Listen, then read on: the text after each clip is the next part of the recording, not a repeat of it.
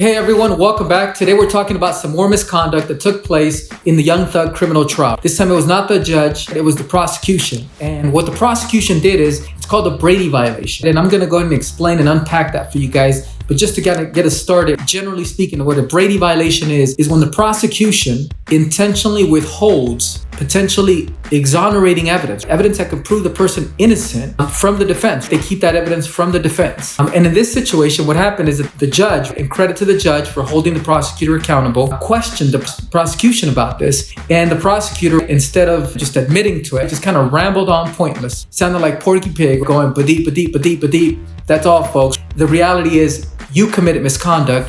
You deliberately did that, and the prosecutor had to admit to that. In a very subtle way, they admitted to that. But if you look at any of these cases where somebody gets exonerated, they're innocent after 20 or 30 years, and they come out, and then they start, before they come out, they start doing all this research and finding out, why is it that this person was wrongfully convicted? Why did we take 20 to 30 years from this person's life? Quite often, it's because of these types of violations. And quite often, it was deliberate. It was not a mistake. It was not an accident. It was done quite intentionally. Now, before we keep going, this is not legal advice. I'm not an attorney. And simply, I'm coming from the perspective of somebody who was wrongfully convicted and incarcerated for almost 12 years. So I would hate to see that happen to somebody else. So I'm trying to expose as much of this as possible to get some changes brought about to fix our system. Because not only do I get emails from people that are in terrible situations where there was a police officer or prosecutor that committed misconduct, and then now their entire lives have been turned upside down. But then I personally met some people. I saw them face to face, and I knew based on talking to them and looking at the evidence that they were innocent.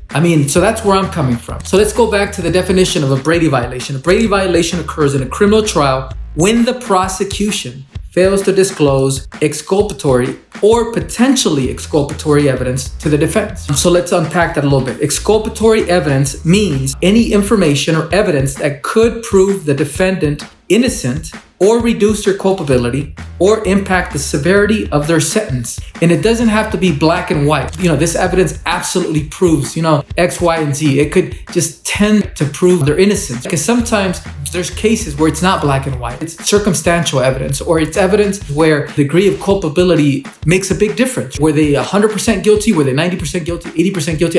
It depends. There's so many varying factors, and it can get very complicated. A simple example to illustrate what I'm talking about is, say, for example, you and a friend decide to go out. Something happens, and then he tells you, hey, come with me real quick. I got to go confront somebody. And then you don't know your friend has a weapon on him, has a gun on him. He ends up shooting and killing somebody, and you're present. Well, evidence that would tend to prove that, even if it's not black and white, but would tend to prove that you had no idea that he had a gun, that you had no idea what extent he was going to take it to. That becomes incredibly important, because you understand the way the laws are written nowadays is, if you're there with somebody who commits a crime, unless you just blatantly try to interfere, my point is, you are just as guilty as that person. There's a bunch of people locked up right now as co-defendants, even though they really had no idea that the person that actually committed the crime was going to commit the crime, or how far they were going to take it. Maybe they thought it was going to be something minor, just maybe a physical altercation with their fist, but then it turns deadly because somebody had a gun and they didn't know about this. So anyways, I'm rambling now. I'm going off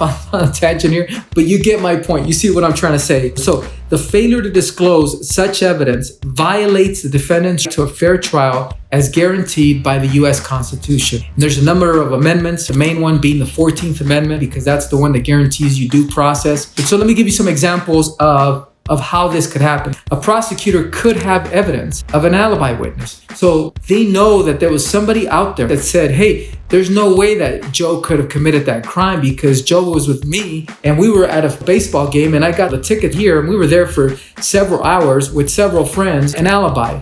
So that would be one example. The prosecutor knows this and withholds this information. This is not the best example, but this is just one example. Another one would be like video footage. The prosecution was able to get some video footage from a business or something. So they have proof that the person that committed the crime maybe doesn't match with the defendant for one reason or another, whether it's height, skin tone, hairstyle, whatever. Or it could be that they have a video footage of the defendant somewhere else and they knew he could not have been there at the same time to commit the crime. So that'd be another example. Or something that's even more likely would be like statements, key prosecution witness contradicting himself. They do this all the time. They try to keep that from the defense team because they don't want the defense team to be able to use that to impeach them, to make them look bad, to question their credibility in front of the jury. So that'd be another example. There's also misidentification by key witnesses. Sometimes they try to keep that from getting out to the defense team. And this is a pretty common one as well. And it's unfortunate because what they want to make it seem like is that this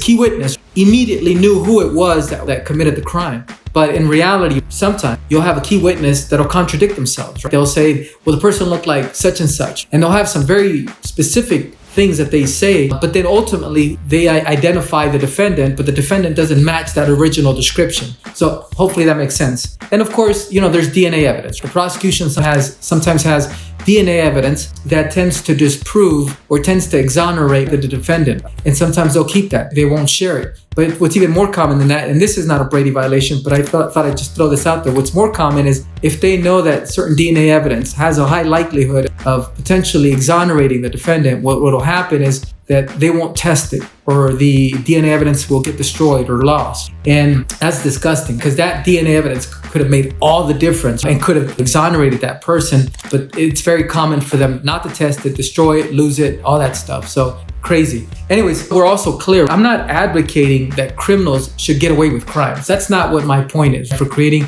my content or for this video. And I'm not saying that Young Thug is innocent because I don't know. I'm not watching the trial every single day. I observe it and watch key highlights. So I'm not a juror there at trial. But what I am trying to do is that, like I said, I'm trying to expose the corruption within our system to make it fair so that when somebody that is innocent gets charged or somebody goes to trial for 5 or 6 charges and they're really only guilty of 1 or 2, that when we have those situations, that the system is fair. And I know that for some people, that doesn't mean anything because you're thinking, what does it matter? Let them pay, screw them. Because to you, what's most important is to be able to hold those people that are guilty accountable. But see, just so you understand where I'm coming from, I've looked into the eyes of guys that are innocent. And I know they're innocent based on my conversations with them, based on looking at their case, reading, all the transcripts and looking at the evidence. And it's sad to me when they've spent 20 or 30 years and they're still fighting to get out. That's 20 to 30 years of their life just gone completely. I mean, do you understand the ripple effect? What if they had family? What if they had children? Their mom, their dad? Do you know? Sometimes they have people that die in their lives, and loved ones that die while they're incarcerated, and they're innocent. And the other side of it is, and I've met both, somebody who's just getting started. They just got convicted and they get to prison and they're still under this delusion that the system is fair. They're upset. They were wrong, but they still think that there's hope for them to get out. And that is a sad thing, to be able to look into somebody's eyes and you see that they're fighting and they're struggling and they don't know the first thing. They don't know the law. They're not attorneys and they're fighting to try to get out. And the sad truth. I knew the sad truth. It was a long journey. And the odds of them being able to overturn a wrongful conviction are like 1 in a million. Like it's incredibly difficult. The entire thing is set up so that people that are convicted stay convicted, guilty or not, it doesn't matter. That's where I'm coming from. So if you were wondering about that, for some of you that are new to my channel, just understand that's where I'm coming from. I've met multiple people in both situations and it's sad. I can still see their faces, you know what I mean? So anyways, I wish there was something I could do about it, but I guess the best I can do now at this point is just to try to create content, ask for your support, and try to see if we can avoid that from, happening to other people. And maybe at some point being able to, create a nonprofit, going off on a tangent, but create a nonprofit, because I know how you can actually help individuals like that. They would have to help themselves, but you can definitely provide a way, make it easier for them to be able to fight this insurmountable fight when they've been wrongfully convicted. So that they can do it themselves, because there's only so many attorneys that are going to take these big giant cases pro bono and try to help them out. It's difficult. It's nothing against the attorneys. It's a lot of work. You're talking about not hundreds, but thousands of hours to put into one of those cases from beginning to end. And there's no guarantee that you'll win. So anyways, I hope that made sense. One final point, this prosecutor did this, and I can assure you that prosecutor is not going anywhere. There's a very small chance that they might,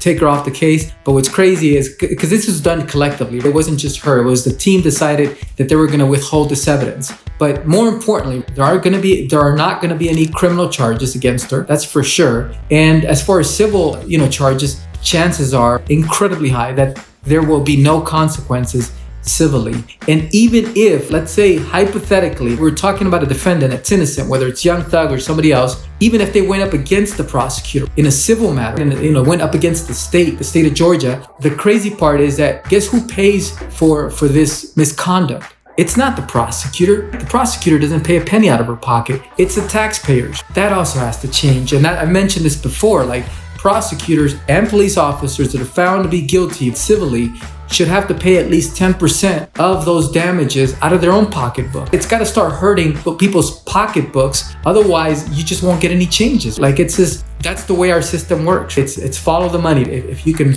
hold people accountable financially, all of a sudden things start changing quickly. So anyways, that was my final point. Hope this was useful. If you have any questions, go ahead and reach out to me. Would love to be able to hear your story and help you out any way I can. So best of luck.